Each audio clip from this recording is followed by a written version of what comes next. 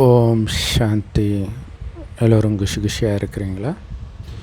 15/5/2026 சாக்கார முரளி பாப்தாதா சொல்கிறாங்க, இனிமையான குழந்தைகளே, இந்த உலகமே இப்போ சுடுகாடாக போகுது. அதனால் இதன் மீது மனதை செலுத்தாதீங்க. சொர்க்கத்தை நினைங்க.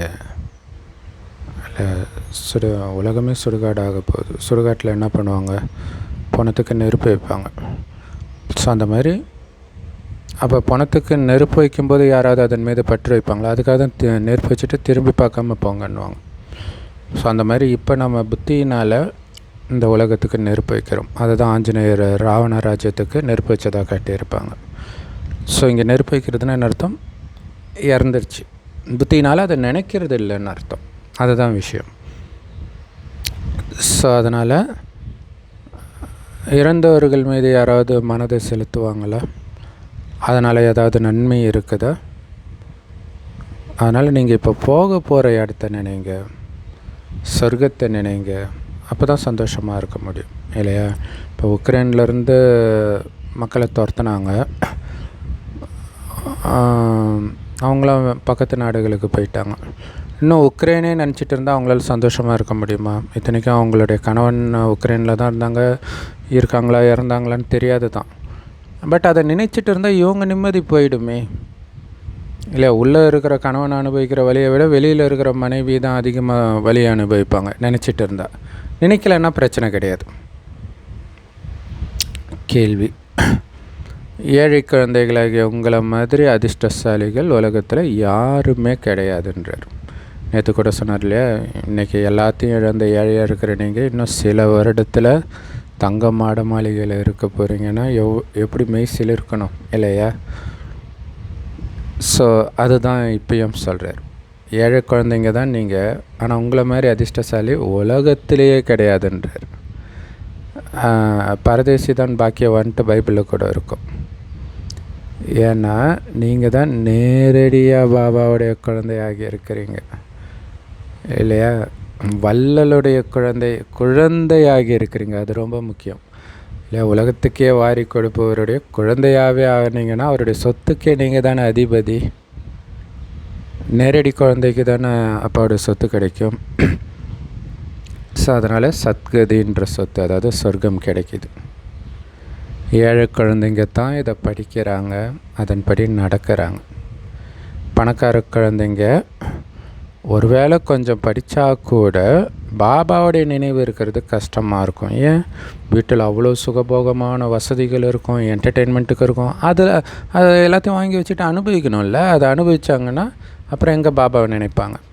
ஏழை குழந்தைங்களுக்கு அனுபவிக்கிறதுக்கு எதுவும் கிடையாது. அவங்களுக்கு சந்தோஷத்தின் ஆதாரமே பாபா தான்.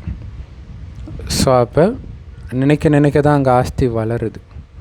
இங்கே இருக்கக்கூடிய விஷயத்தை அனுபவிக்க எல்லாத்தையும் இழக்கிறோம்.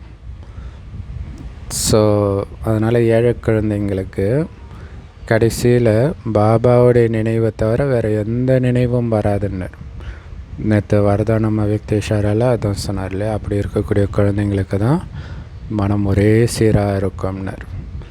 ஸோ அதனால தான் உங்களை மாதிரி அதிர்ஷ்டசாலிகள் வேறு யாருமே கிடையாது. முழு உலகத்துலேயும் எல்லாரையும் விட அதிர்ஷ்டசாலிகள் நீங்கள் தான்ற.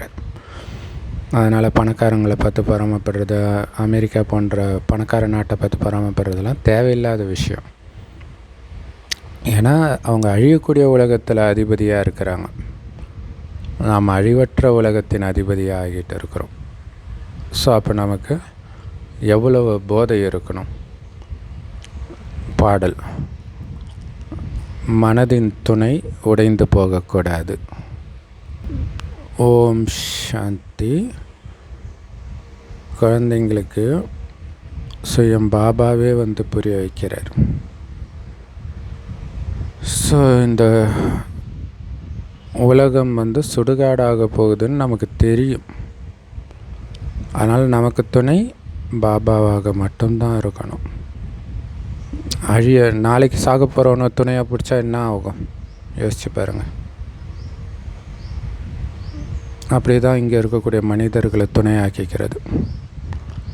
இதுக்கு முன்னாடி இந்த உலகம் சொர்க்கமாக இருந்தது. இப்போ பழசாயிடுச்சு, அதனால் நரகம் ஆயிடுச்சு. இன்னும் கரெக்டாக சொல்லணும்னா இதை சுடுகாடுன்னு சொல்லணும். ஏன்னா எல்லோரும் மண்ணோட மண்ணாக போக வேண்டிய நேரம் வந்துடுச்சு.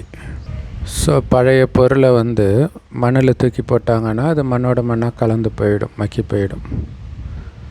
ஸோ அந்த மாதிரி தான் இன்றைக்கி உலகமே ஆக போகுது இல்லையா? இங்கே அழகான மனிதர்கள் எல்லாம் மண்ணோட மண்ணாக போகிறாங்க. எதுக்கு அதில் போய் புத்தி மாட்ட வைக்கணும்? ஸோ இதெல்லாம் குழந்தைங்களுக்கு மட்டும்தான் தெரியும், உலகத்தில் யாருக்குமே தெரியாது. அப்படி தெரிந்தும் நீங்கள் மறுபடியும் போய் அதில் விழுறீங்கன்னா என்ன சொல்கிறது? அதனால தான் பாபா சொல்கிறார், உலகத்தில் மிகப்பெரிய முட்டாள்களும் இங்கே தான் இருக்கிறாங்கன்று.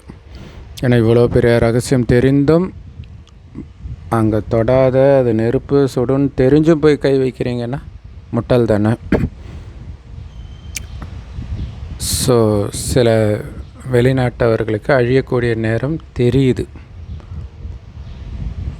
இல்லை? நிறைய நாடுகள் பார்க்குறோம், ஈரான், இஸ்ரேலு, பாலஸ்தீனு, உக்ரைனு, நிறைய பற்றின எரியுது, சிரியா.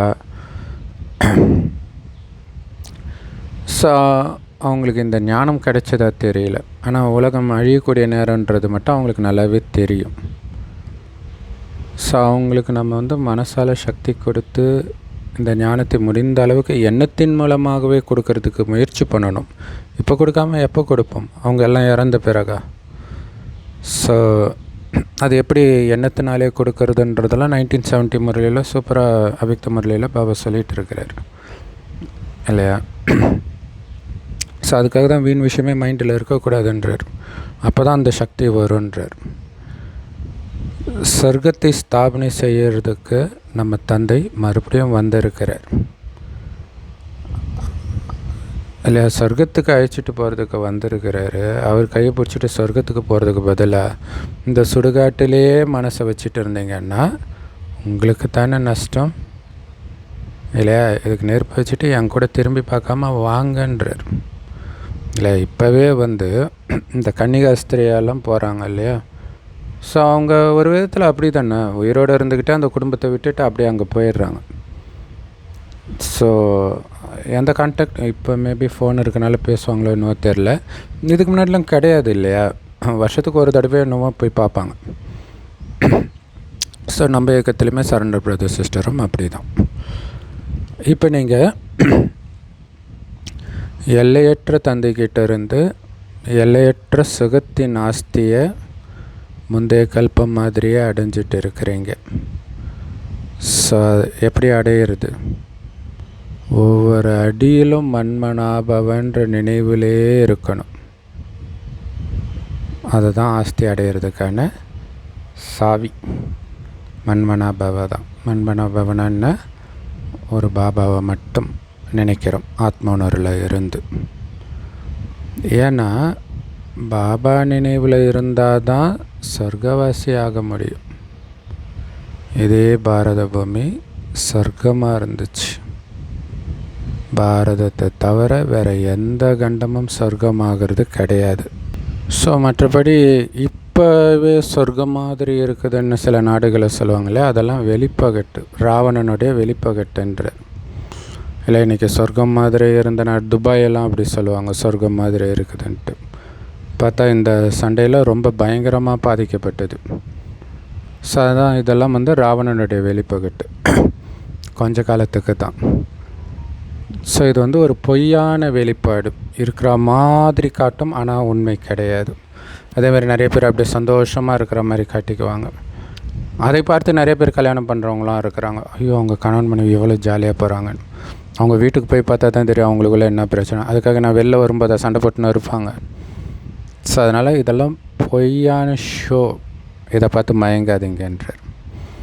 பொய்யான மாயை, பொய்யான உடல்னு சொல்கிறாங்க இல்லையா? இது கடைசி நேரத்துடைய வெளிப்பகட்டு.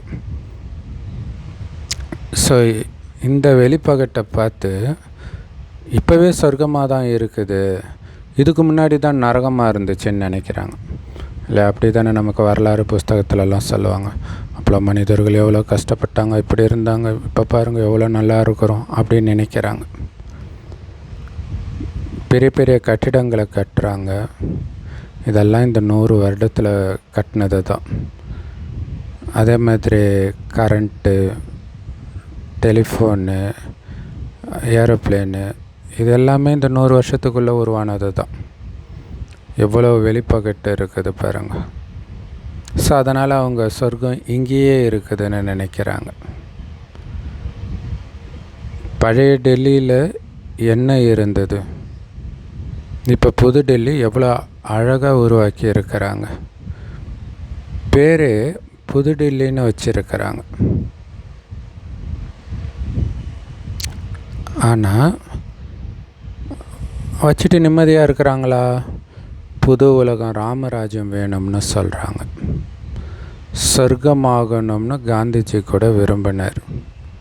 அதாவது இவங்களே சொர்க்கமாக ஆக்கிடுவாங்கன்னு நினச்சிக்கிறாங்க. இதெல்லாம் ஒரு தற்காலிகமான வெளிப்பகட்டு.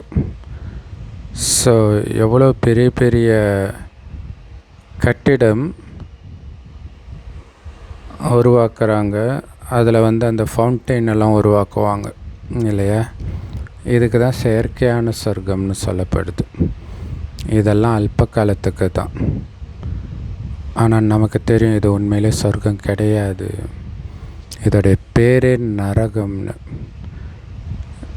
இல்லை, அது குழந்தைங்களுக்கு இட்டுட்டு போனால் அந்த இடம் நல்லாயிருக்கும், ஜாலியாக சொர்க்கம் மாதிரி தான் இருக்கும். அதே குழந்தை 40 வயசுக்கு மேலே போகும்போது அது எந்த விதமான சந்தோஷத்தையும் கொடுக்காது.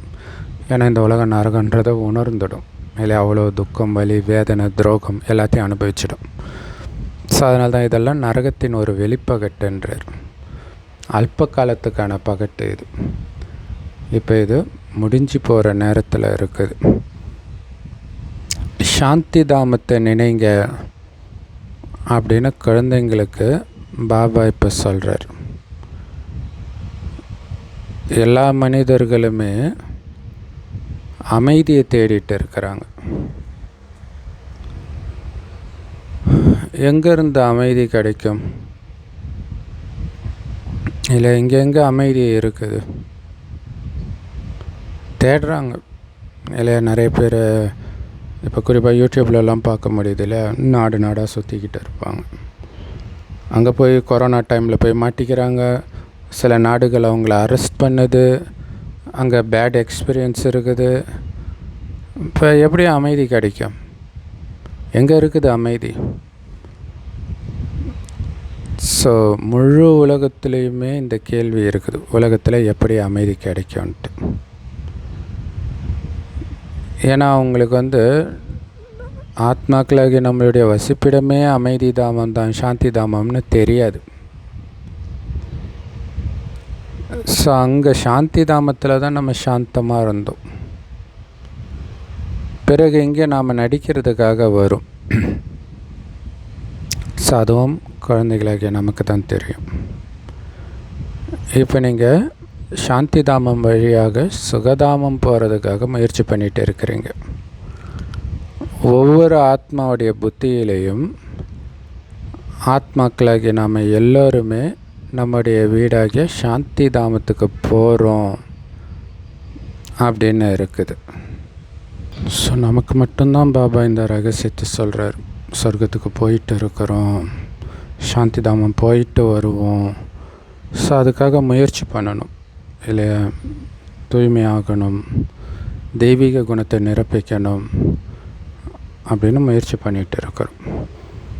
ஸோ ஒவ்வொரு ஆத்மாவுடைய புத்தியிலும் நம்முடைய வீடு சாந்தி தாமம், அங்கே போயிட்டு இருக்கிறோம் அப்படிங்கிறது இருக்குது.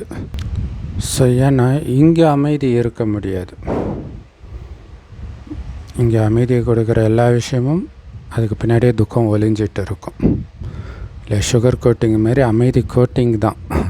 இது கிடைச்சா அமைதி இருக்கும்னு நினைப்பீங்க, கடைசியில் அந்த கோட்டிங் கரைஞ்ச உடனே அதுவே துக்கத்தை கொடுக்கக்கூடியதாக மாறிடும். ஏன்னா இது துக்கதாமம், துக்கம் நிரம்பிய உலகம். இந்த விஷ வைத்தறிஞ நதின்ட்டு சொல்கிறாங்களே, அது இதுதான். சத்தியுகம்தான் தூய்மையான உலகம், அதுதான் சுகத்தை கொடுக்கும். கலியுகம் அழுக்கான உலகம், அது எப்படி சுகத்தை கொடுக்கும்?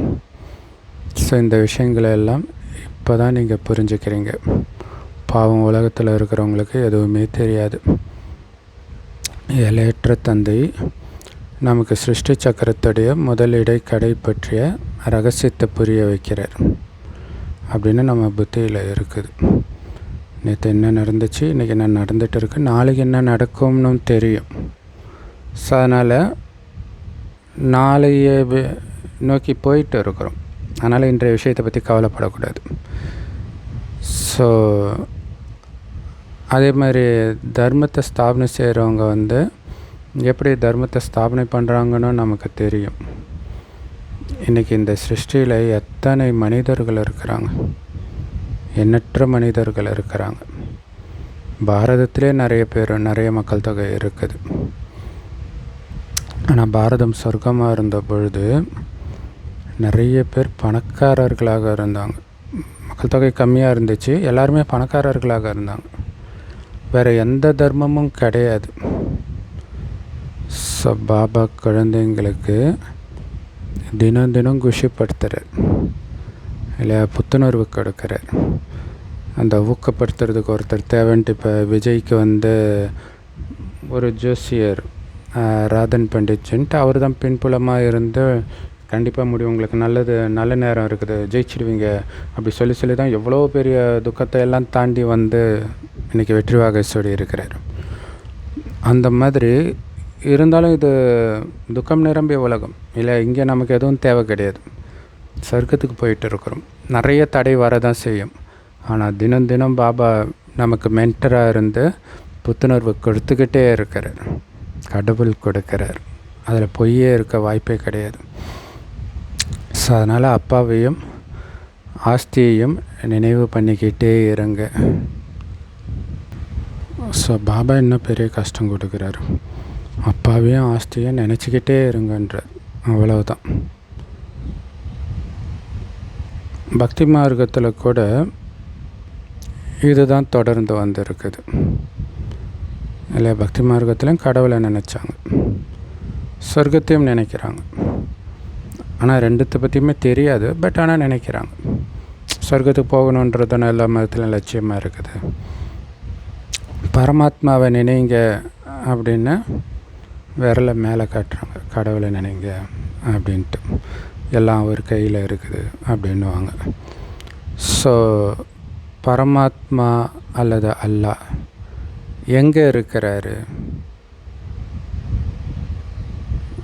இல்லை, அது அவங்களுக்கு தெரியாது. பட் இருந்தாலும் அங்கே இருக்கிறார், மேலே இருக்கிறார் அந்த அளவுக்கு மட்டும் தெரியும். மேலே எங்கே இருக்கிறாருன்னு தெரியாது. ஸோ அப்படி எதுவுமே தெரியாமல் நினைக்கிறதுனால எதுவும் நடக்காது. முதல்ல எப்படி நினைப்பாங்க, அவர் எப்படி இருப்பார்னு கூட தெரியாது. ஆனால் துக்கம் வந்துச்சுனாலே ஹே ராம் அப்படின்னு அவரை தான் கூப்பிட்றாங்க, ராமா அப்படின்வாங்க. ஸோ ஆத்மா அவரை நினைக்கிது சுகம் சாந்தி அடையிறதுக்காக. ஆனால் சுகம் சாந்தின்னு எதை சொல்கிறோம்னு அவங்களுக்கு தெரியாது. என் வாழ்க்கையில் நிம்மதி இருக்கணும், ஜெயிலில் எப்படி நிம்மதி இருக்கும், இல்லை ஜெயிலில் இருக்கிறவங்களுடைய எல்லாருடைய ஒரு லட்சியமும் ஜெயிலை விட்டு வெளில வரணும்னு தான் இருக்கும். ஜெயிலே சுகமாக இருக்கணும்னு நான் நினைப்பாங்க. ஸோ அப்போ அவங்களுக்கு தெரியல, கலியுகத்துக்கு வெளியில் தான் சுகம் இருக்குது, சத்தியுகத்தில் தான் இருக்குது அப்படின்னு அவங்களுக்கு தெரியல. ஸோ நம்ம எல்லோரும் ஒரு கடவுளுடைய வாரிசு, சுகம் நிரம்பிய சொர்க்கத்தை உருவாக்கினவருடைய வாரிசுன்னும் போது நாம் எதுக்கு துக்கத்தை அனுபவிக்கணும்? இது இப்போ உங்களுடைய புத்தியில் வருது இல்லை. சொர்க்கத்தை கட்டிகிட்டு இருக்கிறார் நமக்காக, நாங்கள் போயிட்டு இருக்கிறோம். திரும்பி பார்த்தா தான் துக்கம். நம்மளை பொறுத்த வரைக்கும் அது அழிஞ்சிடுச்சு. அதை நினைக்கவே நினைக்காதீங்கன்றார்.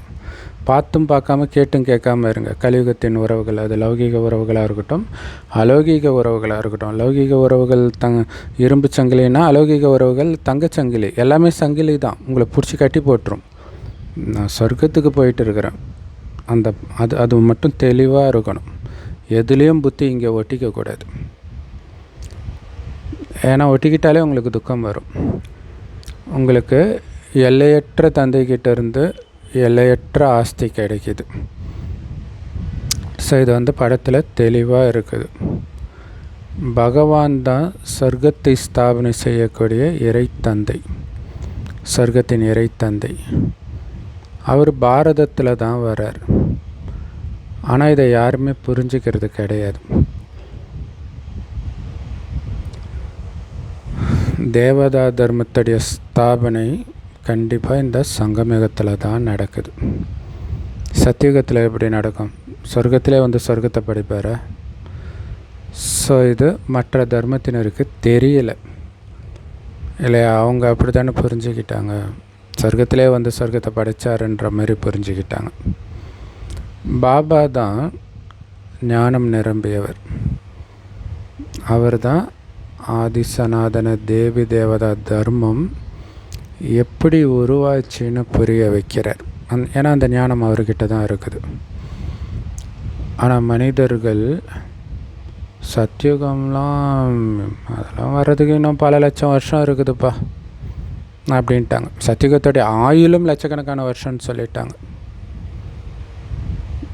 ஸோ அதை உடைக்கிறது தான் பைபிளில் வந்து பரலோகராஜ்யம் சமீபத்தில் இருக்கிறது. நீங்கள் நினைக்கிற மாதிரி லட்சக்கணக்கான வருஷம் தூரத்தில் இல்லை, அது பக்கத்தில் வந்துடுச்சு. இப்போ சொல்கிற விஷயம், இப்போ பாபா சொல்கிற விஷயம்.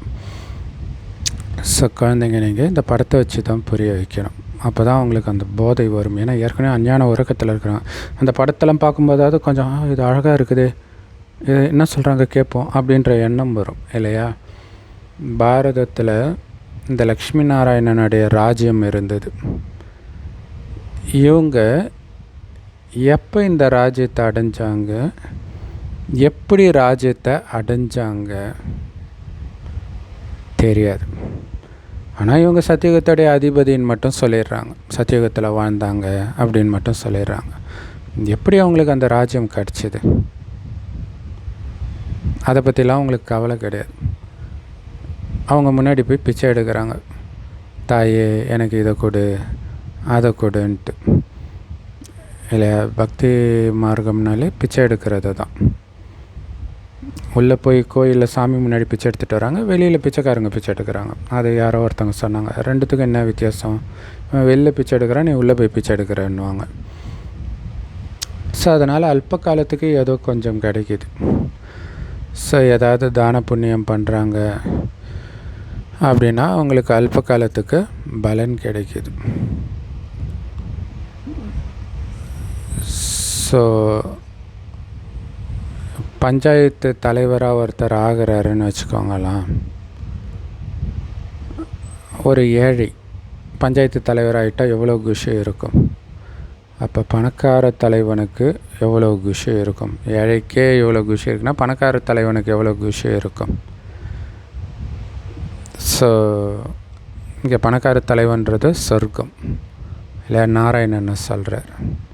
இங்கே எவ்வளோ கோடீஸ்வரனாக இருந்தாலும் அது ஏழை தான். அவங்க இப்போ ஏழை தலைவனுக்கே இவ்வளோ குஷினா பணக்கார தலைவனுக்கு எவ்வளோ குஷி இருக்கும்ன்றார். ஏழைகள் கூட நம்ம ரொம்ப சுகமாக இருக்கிறோன்னு நினைக்கிறாங்க. மும்பையில் பாருங்கள், ஏழை மக்கள் எப்படிப்பட்ட இடத்துலலாம் வசிக்கிறாங்களே, சாக்கடையிலலாம் வசிப்பாங்க. நிறைய இடங்கள் அந்த மாதிரி இருக்குது. ஆஃப்ரிக்காவில் கூட அந்த மாதிரி இருக்குதுன்னு நினைக்கிறேன். ஒரு சாக்கடை மாதிரியே இருக்கும், அது மேலேயே வீடு கட்டி இருப்பாங்க. ஸோ கோடீஸ்வரனாக கூட இருக்கலாம், ஆனால் எவ்வளவு துக்கமுடையவர்களாக இருக்கிறாங்க இல்லையா? அப்போ ஏழைகள் தானே. காசில் அவங்க கோடீஸ்வரனாக இருக்கலாம், ஆனால் அது சந்தோஷத்தை கொடுக்கலன்னா அவங்கள எப்படி பணக்காரங்கன்னு சொல்ல முடியும்? அவ்வளோ துக்கமுடையவர்களாக இருக்கிறாங்க அப்படின்னு நம்ம புரிஞ்சுக்கிறோம். இல்லை, பெரிய பெரிய பிரபலங்களை பார்க்கும்போதே நமக்கு தெரியுதில்ல அவங்களுக்குள்ளே எவ்வளோ துக்கம் இருக்குதுன்ட்டு. எங்களை மாதிரி அதிர்ஷ்டசாலி வேறு யாருமே இல்லைன்னு நீங்கள் சொல்லுவீங்க இல்லை? உங்ககிட்ட எதுவுமே கிடையாது துக்கப்படுறதுக்கு. ஏதாவது என்னதுன்னு இருந்தால் தானே துக்கப்படுறதுக்கு, எதுவுமே கிடையாது பாபாவை தவிர. ஸோ நாம் நேரடியாக பாபாவுடையவராக இருக்கிறோம். இதன் மூலமாக தான் நமக்கு சத்கதியின் சொத்து கிடைக்கிது இல்லையா? பாபா கிட்ட அதுதான் மார்கண்டேயன் போய் சிவலிங்கத்தை கட்டி பிடிக்கிறான்னா உன்னை தவிர எனக்கு எதுவும் தேவையில்லைன்னு அர்த்தம். அதனால தான் சொர்க்கத்தின் ஆஸ்தி கிடைக்கிது. இப்போ பெரிய பெரிய பிரபலங்கள் கூட அந்த மாதிரி கொஞ்சம் கூட சுயநலமே இல்லாதவனாக தான் தன் பக்கத்தில் வச்சுக்குவாங்க, நம்பிக்கைக்குரியவராக. அதே மாதிரி தான் பாபாவை தவிர எனக்கு எதுவுமே வேண்டான்றவனை தான் பாபாவும் பக்கத்தில் வைக்கிறார். சொர்க்கத்தில் பிரம்மா பாபா கூடவே இருக்கிற மாதிரி பண்ணுறார். மற்றபடி இங்கே இருக்கக்கூடிய பெரிய பெரிய ஆட்கள்லாம் ஒருபோதும் உயர்ந்த பதவி அடைய முடியாது. இதுதான் பைபிளில் துணி தைக்கிற ஊசி காதுக்குள்ளே ஒட்டகத்தை கூட நுழைக்கலாம், ஆனால் பணக்காரன் சொர்க்கத்துக்குள்ளே போவான்றதை நடக்க முடியாது அப்படின்னு சொல்லியிருப்பாங்க. ஸோ ஏழைகளாக இருக்கிறவங்க தான் பணக்காரர்களாக மாறுறாங்க. அப்படியே தலைகீழே மாறுது. இல்லை, இங்கே ஏழையாக இருக்கிறவங்க அங்கே பணக்காரர்களாகவும், இங்கே பணக்காரர்களாக இருக்கிறவங்க அங்கே ஏழையாகவும் ஆகிறாங்க. ஸோ நீங்கள் படித்தவர்கள் இந்த ஞானத்தை, அந்த பணக்காரர்களோ படிக்காதவர்கள், அவங்க வெளி உலகத்து விஷயம் எது வேணாலும் படிச்சிருக்கலாம், ஆனால் சொர்க்கத்துக்கு போகிறதுக்கான ஞானத்தை படிக்கலையே. ஒருவேளை கொஞ்சம் ஞானத்தை படித்தா கூட நீங்கள் அது மாதிரி நல்ல பிரபலங்கள்லாம் பார்த்தீங்கன்னா ஆடிக்கு ஒரு நாள் அமாவாசைக்கு ஒரு நாள் தான் சென்டருக்கே வருவாங்க, அல்லது வியாழக்கிழமை வருவாங்க. ஸோ அப்போ கொஞ்சம் படித்தா கூட பாபாவுடைய நினைவில் இருக்க முடியாது. இல்லை, தினம் படித்து தினம் 3 தடவை படித்துமே கூட மறக்குது. அப்போ எப்பயோ ஒரு தடவை கேட்டால் எப்படி பாபா நினைவில் இருக்க முடியும்? ஸோ பாபா சொல்கிறார், கடைசி நேரத்தில் உங்களுக்கு பாபாவுடைய நினைவை தவிர வேறு எந்த நினைவும் வரக்கூடாது. ஏன்னா இது சுடுகாடாக போகுதுன்னு உங்களுக்கு தெரியும். ஏன்னா எப்படியும் இது சுடுகாடாக போகுது, அப்புறம் எதுக்கு அதை நினைக்கணும்? அப்போ உங்களுக்கு தானே துக்கமாக இருக்கும். ஸோ அதே மாதிரி நம்ம சரீர நிர்வாகத்துக்காக பண்ணுற பிஸ்னஸ் எல்லாமே கொஞ்ச காலத்துக்கு தான் அப்படிங்கிறது புத்தியில் இருக்கணும். அப்படி இருந்தால் அதில் முழு மூச்சாக இறங்க மாட்டோம். இறங்கினா பின்னாடி உங்களுக்கு தான் துக்கம் கொடுக்கும். ஸோ அதுக்கு ஒரு உதாரணம் சொல்லணுன்னா, இந்த ரேமண்ட்ஸ் நிறுவனம் இருந்துச்சு இல்லையா, அதை ரொம்ப சூப்பராக ஒருத்தர் உயர்த்தினார். கடைசியில் அவங்க வீட்டுக்குள்ளே ஏதோ ஒரு பிரச்சனை வரும்போது பெரிய பையனுக்கு அந்த சொத்தில் பங்கு கொடுக்கக்கூடாதுன்றதுக்காக சின்ன பையனுக்கு எழுதி வச்சுட்டார் எல்லாத்தையும். கொஞ்ச நாள்லேயே சின்ன பையன் அப்பாவை வீட்டை விட்டு துரத்திட்டான். ஸோ கர்மா எப்படி வேலை செய்யுதுன்ட்டு அவரே சொல்கிறார். ஸோ அப்போ பாருங்கள், அழியக்கூடிய செல்வத்தை சேர்த்து வச்சது தான் அவங்களுக்கு வலியை கொடுக்குது. இதை சேர்க்கலைன்னா என்னதுன்ற உணர்வு இருக்காது, அப்போ வலி இருக்காது இல்லையா? ஸோ அதுதான் ரொம்ப முக்கியமான விஷயம். இங்கே இருக்கிறதெல்லாம் இன்னும் கொஞ்ச காலத்துக்கு தான். அதனால தான் புத்தியை விலக்கி அந்த வேலையை செய்யுங்கன்ற. புத்தியை அதில் போய் மாட்டிக்கிச்சுன்னா அதில் பற்று வந்துடும். அதேமாதிரி உறவுகளோட பேசும்போது பாபா நினைவில்லாமல் பேசுங்கன்னா அவங்க மேலே பற்று வந்துடும். அதுக்கு தான் அதிகமாக பேசாதீங்க, பேசினாலும் பாபா ஞானத்தை மட்டும் பேசுங்கன்றார். ஸோ இதெல்லாம் அலட்சியமாக எடுத்துக்கிட்டிங்கன்னா மாட்டிக்குவீங்க. பணக்காரர்கள் தர்மசாலைகளை கட்டுறாங்க. அதை ஒன்றும் அவங்க பிஸ்னஸ் பண்ணுறதுக்காக கட்டலை இல்லை, அது புண்ணிய கணக்குக்காக தான் பண்ணுறாங்க. தீர்த்த ஸ்தலங்கள் இருக்கிற இடங்களில் தர்மசாலை இல்லைன்னா எங்கே வசிப்பாங்க? அதனால் பணக்கார மக்கள் அங்கே தர்மசாலை கட்டுறாங்க. வியாபாரிகள் வியாபாரம் பண்ணட்டோன்னு கட்டலை. ஸோ தீர்த்த ஸ்தலங்களில் தான் தர்மசாலைகள் கட்டுவாங்க. இப்போ உங்களுடைய சென்டர் பெரியதிலும் பெரிய தீர்த்த ஸ்தலம். உங்களுடைய சென்டர் எங்கெங்கே இருக்குதோ அதெல்லாம் மிகப்பெரிய தீர்த்த ஸ்தலம்னு புரிஞ்சுக்கணும். ஏன்னா அங்கேருந்து தான் மனிதர்களுக்கு சுகம் சாந்தி கிடைக்கிது. உங்களுடைய இந்த கீதா பாடசாலை மிகப்பெரிய தீர்த்த ஸ்தலம்ன்றார். இதுதான் வருமானத்துக்கான மூலதனம். இந்த கோயிலெல்லாம் சொல்லுவாங்க ஒரே நேர்கோட்டில் இருக்குது எனர்ஜி சென்டர் அப்படி இப்படின்னுவாங்க. ஆனால் பிரம்மகுமாரி சென்டர் அல்லது பிரம்மகுமாரி கீதா பாடசாலை இருக்கிற இடம்தான் எனர்ஜி சென்டர். அங்கேருந்து தான் அந்த தூய்மையின் வைப்ரேஷன், அமைதியின் வைப்ரேஷன் போய் மற்றவங்களை கவர்ந்து இழுக்குது. திடீர்னு அங்கே இருக்கிற நாஸ்திகர்களுக்கெல்லாம் டக்குன்னு இறைவனை பற்றிய சிந்தனை வர ஆரம்பிக்கும். எனக்கும் அப்படி தான் வந்தது. ஸோ அதை தெரிஞ்சுக்கணும், அது எவ்வளோ பவர்ஃபுல்லானதுன்ட்டு. இதுதான் வருமானத்துக்கான மூலதனமே எல்லாருக்கும். இல்லை பல ஜென்மத்திற்கான வருமானம் இதன் மூலமாக தான் உங்களுக்கு கிடைக்கிது, நிறைய வருமானம் கிடைக்கிது. ஸோ அதனால் குழந்தைங்களுக்கு இது கூட தர்மசாலை தான்ற. ஸோ தர்மசாலைன்னும் எதை சொல்லலாம், பெரியதிலும் பெரிய தீர்த்த ஸ்தலம்னும் எதை சொல்லலாம். ஸோ இங்கே தான் நீங்கள் எல்லையற்ற தந்தைக்கிட்டேருந்து எல்லையற்ற ஆஸ்தி அடையிறீங்க. இந்த மாதிரி பெரியதிலும் பெரிய தீர்த்த ஸ்தலம் வேறு எங்கேயுமே கிடையாது, வேறு எதுவுமே கிடையாது. அந்த தீர்த்த பாருங்கள், இன்றைக்கி கோயில் கட்டணும், காசு கொடுங்க, இஸ்கான் குரூப்பு விளம்பரம்லாம் வரும். இங்கே அதெல்லாம் கிடையாது. ஆனால் இதன் மூலமாக தான் எல்லாருக்கும் புண்ணியம் சேர்க்கப்படுது. மற்றபடி அந்த தீர்த்த ஸ்தலங்களுக்கு போகிறதுனால உங்களுக்கு எதுவுமே கிடைக்கிறது கிடையாது. இதையும் நீங்கள் தான் புரிஞ்சுக்கிறீங்க. பக்தர்கள் ரொம்ப அன்பாக கோயிலில் பாத அபிஷேகம் செஞ்ச தண்ணியை குடிக்கிறாங்க. அதனால் நம்முடைய இதயம் தூய்மையாகும்னு நினைக்கிறாங்க. பாபா சொல்கிறாரு, அதுவோ வெறும் தண்ணி தான், அதில் எப்படி இதயம் தூய்மையாகும், மனம் தூய்மையாகும்? என்னை நினைத்தால்தான் மனம் தூய்மையாகும், ஆஸ்தியும் கிடைக்கும்னு பாபா சொல்கிறார்.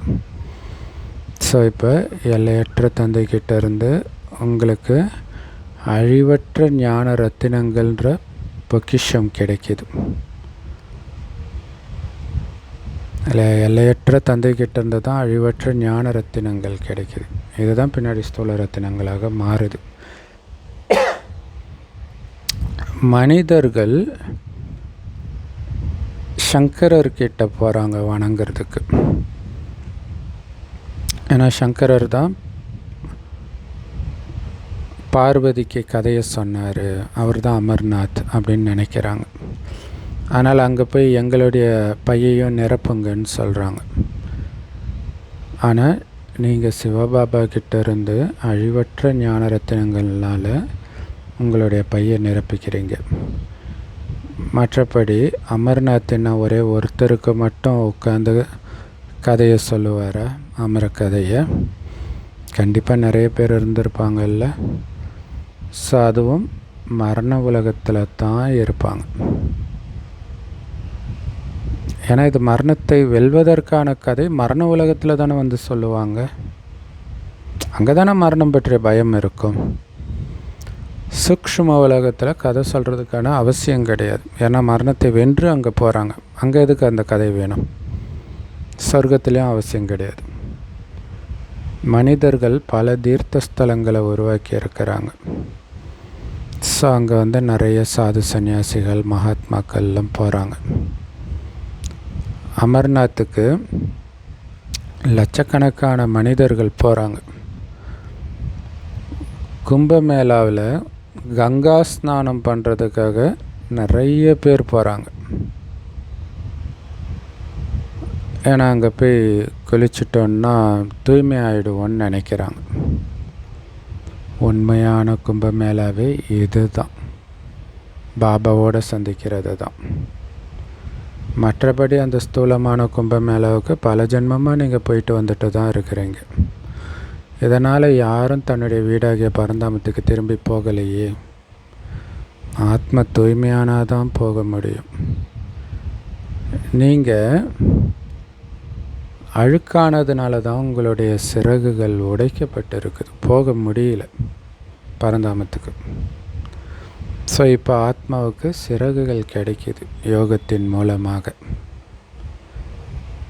ஸோ யோகத்தின் மூலமாக ஆத்மா எல்லாத்தையும் விட வேகமாக பறந்து போயிடுது பரந்தாமத்துக்கு. ஸோ ஆத்மா அதிவேக ராக்கெட்டுன்றார். ஆனால் மேல் நோக்கி போகிறது கிடையாது இது வரைக்கும். ஒருத்தருடைய கணக்கு வழக்கு லண்டனில் இருக்குது, அமெரிக்காவில் இருக்குதுன்னா இங்கே சரீரம் விட்ட உடனே அங்கே பறந்து போயிடும். ஸோ அப்படி இங்கே எங்கேயும் சிக்கிக்கக்கூடாதுன்னு தான் மேலே இருக்கிற பாபாவை மட்டும் நினைங்கன்ற. ஸோ எங்கே நினச்சாலும் அது ஒரு செகண்டில் போயிடும். இல்லை ஒரு செகண்டில் உங்களை ஏமாற்றிடும். இல்லை இங்கே இருக்கிறவங்க நினைவு வந்துச்சுன்னா டக்குன்னு இங்கே போய் பிறந்துட்டிங்கன்னா என்ன ஆகுறது உங்கள் நிலமை? ஸோ கர்மாதீத்த நிலை அடைந்தால்தான் முக்தி தாமத்துக்கு போக முடியும் அப்படின்னு அர்த்தம். இங்கே இருக்கிற எதுவுமே ஞாபகத்துக்கு வரக்கூடாது. திரும்ப திரும்ப பாபா சொல்கிறார் இல்லை, இறுதியில் பாபா தவிர எதுவுமே ஞாபகம் வரக்கூடாது. அது வரைக்கும் இங்கேயே பிறப்பு இறப்புலே வந்துட்டு இருக்கிறாங்க கர்மாதீத்த நிலை அடையிற வரைக்கும். நாடகம் டிக் டிக் டிக்குன்னு பேன் மாதிரி பொறுமையாக உருந்து போகுது. அதே மாதிரி ஆத்மா கூட ஒரு டிக் அடித்த உடனே போயிடும் ஒரு செகண்டில்.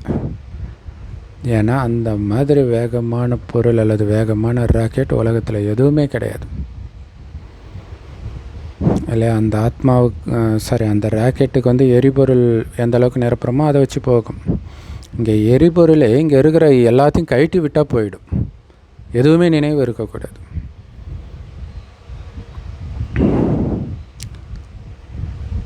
ஸோ எல்லா ஆத்மாக்களும் மொத்தமாக மூலவாதனத்துக்கு போகணும் இல்லையா. அங்கேருந்து வர்றது தான் கொஞ்சம் கொஞ்சமாக வரும், போகிறது எல்லாம் மொத்தமாக போயிடும். ஸோ ஆத்மா எங்கே போகணும்னாலும் நேரம் எடுக்காது, ஒரு செகண்டில் போயிடும். உடம்போடு போகிறதுக்கு தான் டைம் எடுக்குது. ஆனால் மனிதர்கள் இந்த விஷயத்தை புரிஞ்சிக்கலை.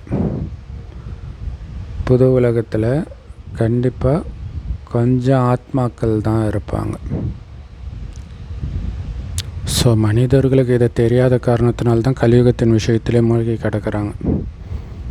இது தெரிஞ்சதுன்னா கலியுகத்தின் விஷயத்தையே நினைக்க மாட்டாங்க. ஏன்னா நினைக்கிற செகண்டில் ஓடி போயிடும். அதுக்கப்புறம் ஒன்றும் பண்ண முடியாது. ஐயோ மறுபடியும் கலியுகத்தில் மாட்டிக்கிட்டேன்னு கதற வேண்டியதுதான். புது உலகத்தில் கண்டிப்பாக ரொம்ப கம்மியான ஆத்மாக்கள் தான் இருப்பாங்க. அது மட்டும் இல்லை, சுகமாக இருப்பாங்க. ஸோ அங்கே இருந்த அதே ஆத்மாக்கள் தான் பிறகு 84 பிறவியை அனுபவித்து ரொம்ப ரொம்ப துக்கத்தில் வந்து கலியுகத்தில் மாட்டிக்குது. ஸோ இப்போ நமக்கு இந்த முழு சக்கரம் பற்றிய ஞானத்தை பாபா சொல்லி கொடுத்துருக்கிறார். உங்களுடைய புத்தி இப்போ இதை பற்றி சிந்தனை செய்யுது. வேறு யாருடைய புத்தியிலும் இதை பற்றி சிந்தனையே கிடையாது. பிரஜாபிதா பிரம்மா அப்படின்னு பாடுறாங்க. முந்தைய கல்பத்தில் கூட நீங்கள் இதே மாதிரி பிரம்மகுமாரிகளாக ஆனீங்க. நாம் பிரஜாபிதா பிரம்மாவுடைய குழந்தைங்கன்னு உங்களுக்கு தெரியும். நம்ம மூலமாக தான் சிவபாபா இப்போ சொர்க்கத்தை ஸ்தாபனை பண்ணுறார். ஸோ வருஷக்கிரமமான முயற்சிக்கு ஏற்ப நீங்கள் தகுதி அடைஞ்ச பிறகு பழைய உலகம் அழிஞ்சிடும். திருமூர்த்தின்னு கூட இங்கே தானே பாடப்பட்டு இருக்குது. ஸோ திருமூர்த்தி சித்திரம் வைக்கிறாங்கல்ல, ஆனால் அதில் உண்மையான சிவனை காட்டலை. சிவன் நினச்சிட்டு சங்கரை தான் காட்டி இருக்கிறாங்க. ஸோ பிரம்மா மூலமாக புது உலகம் படைக்கப்படுதுன்றாங்க. சரி, பிரம்மா மூலமாக யார் படைக்கிறா அதை நாம் வந்து யோசிக்கிறது கிடையாது இல்லையா. பிரம்மா மூலமாக சிவபாபா படைக்கிறார். விஷ்ணு மூலமாக பாலனையும் சிவபாபா தான் உருவாக்குறார். ஸோ எல்லாத்துக்கான விஷயமும் இப்போவே நிரப்புறார் இல்லையா. அங்கே பாலனை பண்ணுறதுக்கு தேவையான அத்தனையும் இப்போ பாபா நிரப்புறார். ஸோ பிராமணர்களாகிய நீங்கள் தேவதையாகிறதுக்காக தகுதி அடைஞ்சிட்டு இருக்கிறீங்க. இப்போ நீங்கள் நடிச்சிட்டு இருக்கிறீங்க. மறுபடியும் அடுத்த கல்பத்திலும் இதே பாகத்தை நடிப்பீங்க. அது எவ்வளோ பெரிய சந்தோஷத்தை கொடுக்குது. ஆஹா, கடவுளை வெளிப்படுத்துகிற பாக்கியம் நமக்கு கிடைக்குதா ஒவ்வொரு கல்பத்துலேயும் அப்படிங்கிறது எவ்வளோ சந்தோஷம். ஒவ்வொரு கல்பத்துலேயும் நான் தான் தேவதை ஆகிறேன்னா இல்லை, அது எவ்வளோ சந்தோஷம். நீங்கள் இப்போ தூய்மையாகிறீங்க. காமம் மகா எதிரி, அதன் மீது வெற்றி அடையுங்கன்னு பாபா சொல்கிறார். அதுக்கு என்ன பண்ணணும்? என்னை மட்டும் நினைவு செய்யுங்க. இதுதான் பாபாவுடைய கட்டளை. ஏன்னா இப்போ நிறைய மதங்களில் வந்து பிரம்மச்சரிய விரதம் இருக்கிறாங்க. ஆனால் அதை பற்றி எண்ணமே இல்லாமல் இருக்கிறாங்களான்னா கண்டிப்பாக எண்ணம் இருக்கும். ஏன்னா அதை அழிக்கல. ஸோ அதனால தான் நிறைய தவறுகள்லாம் மாட்டிக்கிறாங்க. ஸோ அப்போ அந்த எண்ணத்தையே அழிக்கக்கூடிய யுக்தியை பாபா நமக்கு மட்டும்தான் கற்றுக் கொடுக்குறார். அவருடைய நினைவில் இருந்து இருந்து எல்லாத்தையும் அழிக்கிறோம். ஒட்டுமொத்த உலகத்தையும் மறக்கிறோம். இதுதான் பாபாவுடைய கட்டளை அப்படின்னு நாம் மற்றவங்களுக்கு சொல்கிறோம். இது ரொம்ப ஈஸியான வழியும் கூட. ஒரே வழியும் இது தான் சொர்க்கத்துக்கு போகிறதுக்கு. பக்தி மார்க்கத்தில் குழந்தைகளாகி நீங்கள் நிறைய துக்கத்தை பார்த்துட்டீங்க. ஏதாவது சின்ன சுகம் கிடைச்சா கூட அது அல்ப காலத்துக்கு தான். பக்தியில் காட்சி கிடைக்கிது, அதுவும் அல்ப காலத்துக்கு தான். தொடர்ந்து காட்சி கிடச்சிக்கிட்டே இருக்கும். ஸோ அங்கே பக்தியில் நீங்கள் வைத்த அந்த அல்பகால ஆசை நிறைவேறுது, அதனால் சாட்சாத்காரம் கிடைக்கிது. அதையும் நான் தான் செய்ய வைக்கிறேன்னு பாபா சொல்கிறார். ஸோ நாடகத்தில் அது நிச்சயிக்கப்பட்டு இருக்குது. ஸோ எதெல்லாம் முடிஞ்சிடுச்சோ, நடந்து முடிஞ்சிடுச்சோ, அந்த ஒவ்வொரு நொடியும் நாடகத்தில் பதிவு செய்யப்பட்டு இருக்குது. மீண்டும் அது நடக்கும். இப்போவும்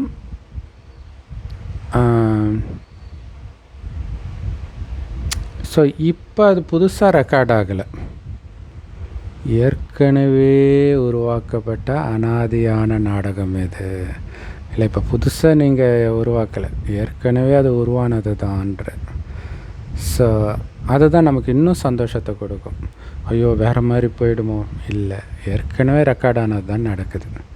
எல்லாமே நன்மையில் தான் நடக்குது. அதுலேயும் குறிப்பாக நம்ம நன்மைக்காக இல்லையா, பிரம்மகுமாரிகளின் நன்மைக்காகவே தான் நடக்குது, உலகம் அழியிறது உட்பட.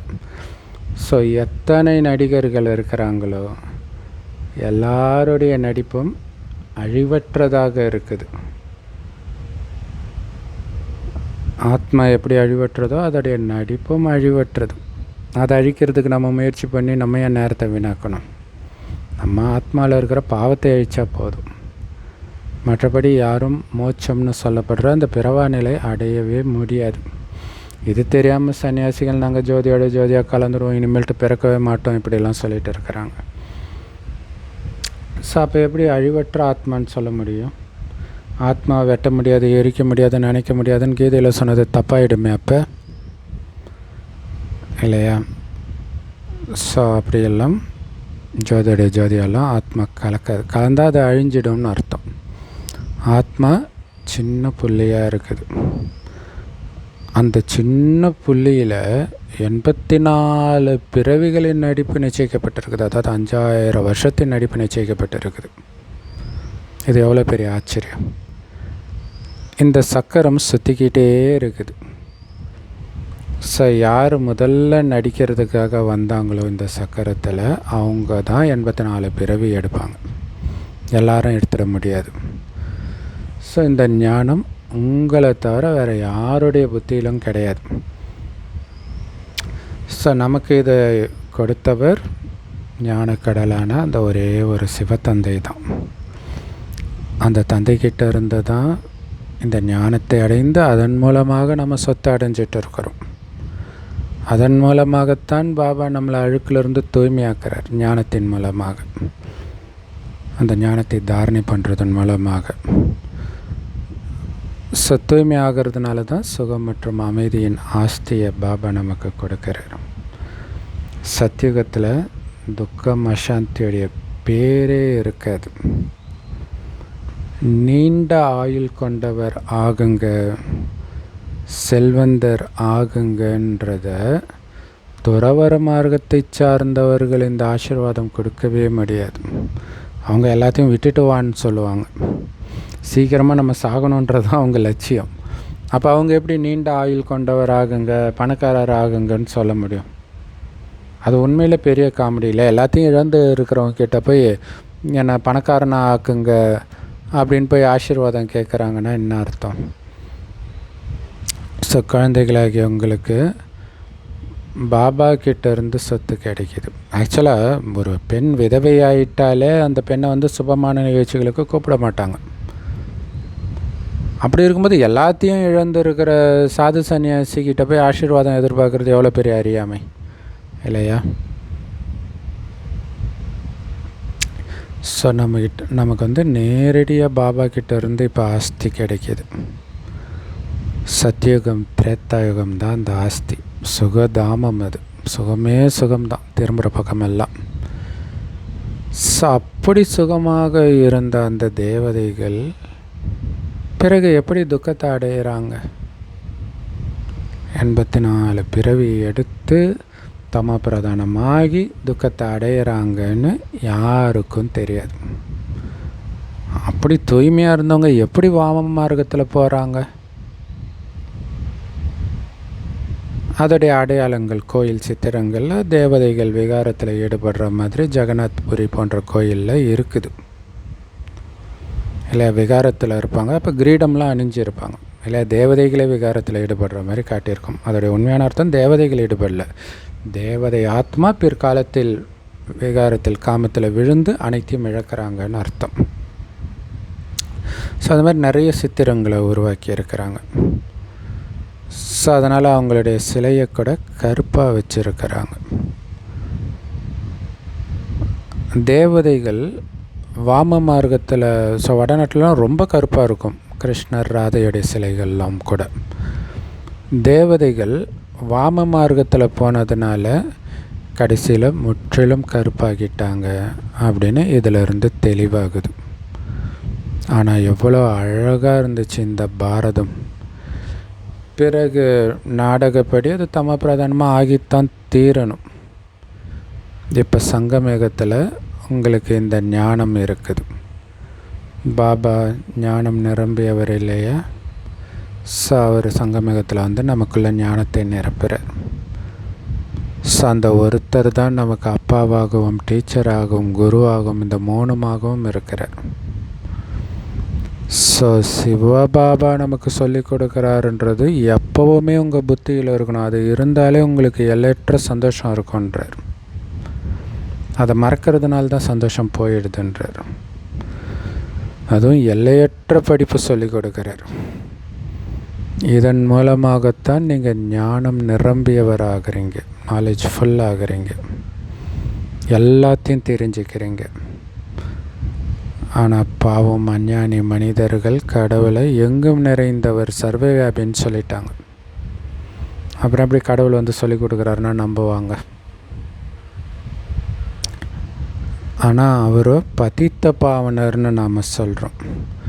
அப்போ அவங்க சொல்கிற சர்வவியாபிக்கும் நாம் சொல்கிற பதித்த பாவனருக்கும் இரவு பகலுக்கான வித்தியாசம் இருக்குது. இப்போ நீங்கள் மாஸ்டர் ஞானக்கடலாக வரிசைக்கிரமமாக ஆகியிருக்கிறீங்க. பாபா கிட்ட என்ன இருக்குதோ அதை உங்களுக்கு கற்றுக் கொடுக்குறார்.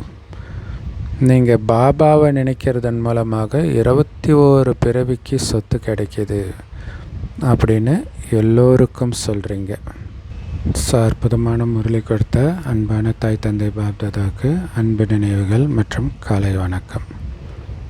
ஸோ பாபா சொல்கிறாங்க, நீங்களும் புத்துணர்வோடு இருந்து மற்றவர்களையும் புத்துணர்வு அடைய செய்வதற்காக என்ன பண்ணணும்?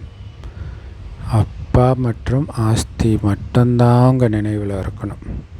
அப்போ தான் நாமளும் எப்போவுமே ஃப்ரெஷ்ஷாக இருப்போம், மற்றவர்களையும் ஃப்ரெஷ் ஆக்க முடியும். இல்லை, ஏன்னா இந்த கலியுகத்தின் விஷயம் முதல்ல ஆத்மாவை வந்து வீக் ஆகும். இல்லை, கலியுகத்தின் விஷயங்கள் வந்து எது உங்கள் புத்தியை பிடிச்சி இருக்குதோ அதை தான் நினைப்பீங்க. அது என்ன பண்ணால் திரும்ப திரும்ப அந்த எண்ணத்தையே உருவாக்கி உங்கள் ஆத்மாவை டயர்டாக்கிடும். ஸோ அதனால தான் எண்ணத்தில் சிக்கனம் இருக்கணும் அப்படின்னு பாபா சொல்கிறார். ஆனால் நீங்கள் எந்த அளவுக்கு பாபாவையும் ஆஸ்தியும் நினைக்கிறீங்களோ அந்தளவுக்கு ஆத்மா பவர்ஃபுல் ஆகும். ஸோ அப்போ எதை நினைக்கணும்? ஸோ அதனால் எல்லோருக்கும் பாபாவை நினைங்க, ஆஸ்தியை நினைங்க, ஞாபகப்படுத்திக்கிட்டே இருக்கணும். ஸோ இந்த பழைய உலகத்தின் மீது உங்கள் மனசை ஈடுபடுத்தாதீங்க. ஏன்னா இது என்ன, அது சுடுகாடு. சுடுகாட்டை யாராவது நினச்சிட்டு இருப்பாங்களா? சாந்தி தாமம் சுகதாமத்தை தான் நினைக்கணும். ஸோ அதன் மூலமாக தான் நீங்கள் தேவதையாவீங்க. ஸோ தேவதையாக்கிக்கிறதுக்கு தகுதியை உருவாக்கிக்கணும், தெய்வீக குணத்தை நிரப்பிக்கணும். யாருக்கும் துக்கம் கொடுக்கக்கூடாது. துக்கம் கொடுத்தா துக்கப்பட்டு தான் இறப்பீங்கன்னு பாபா நேற்று சொன்னார் இல்லையா? வரதானம்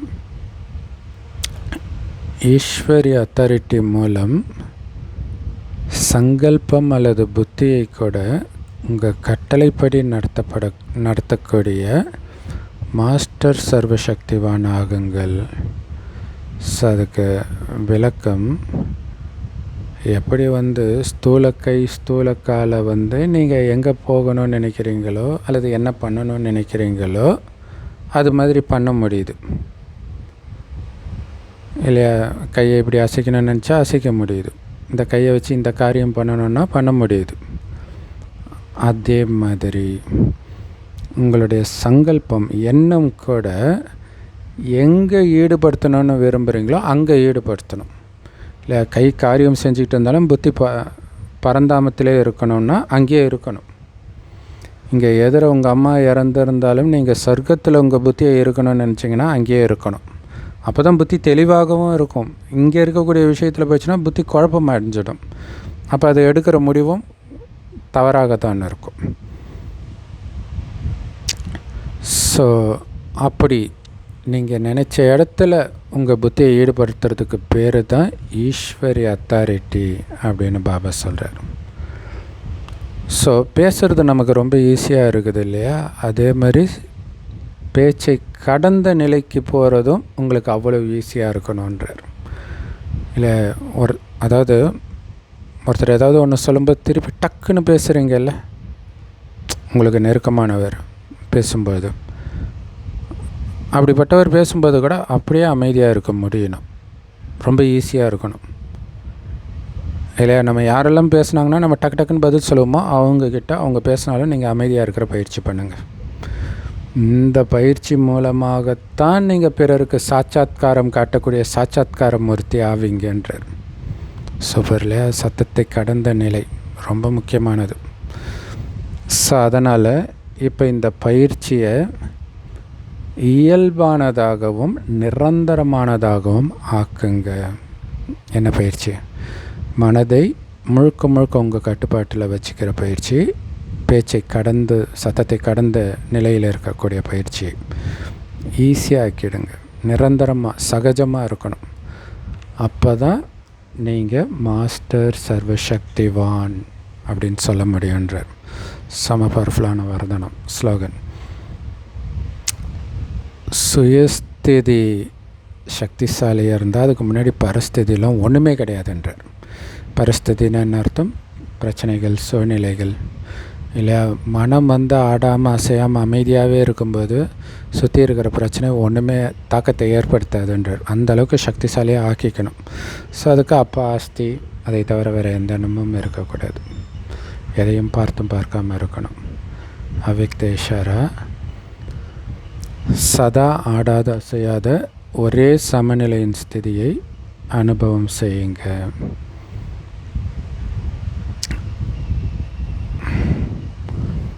உங்களுடைய இந்த ஆடாத அசையாத மனநிலை இருக்குது இல்லையா, ஏக்கரஸ்திதி, இதோடைய நினைவு சின்னம் தான் அச்சல்கர்ன்றார்.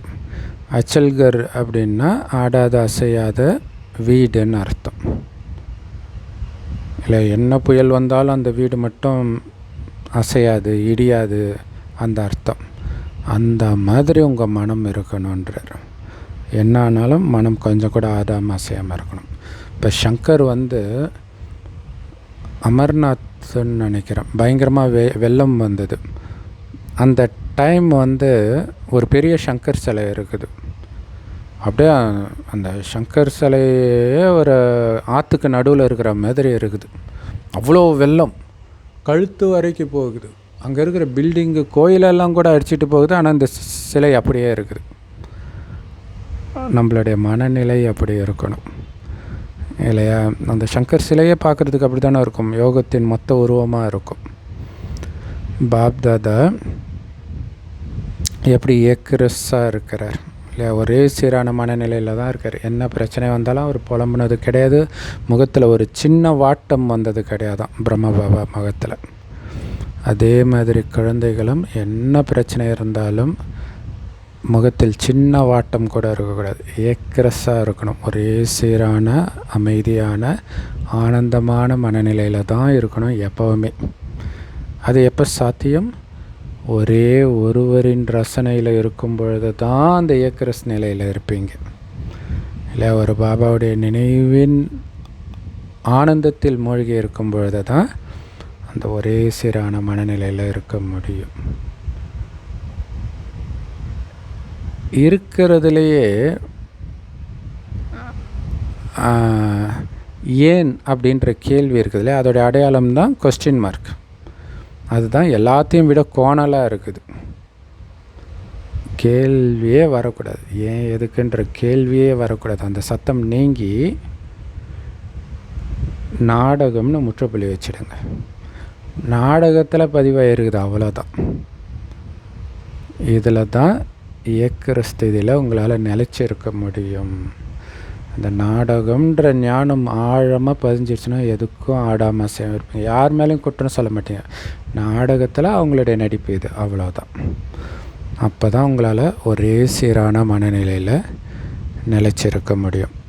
செம பவர்ஃபுல்லான முரளி இல்லையா? குறிப்பாக வரதானம் ஸ்லோகன் அவ்யக்தேஸ்வராஸ் பயங்கர பவர்ஃபுல்.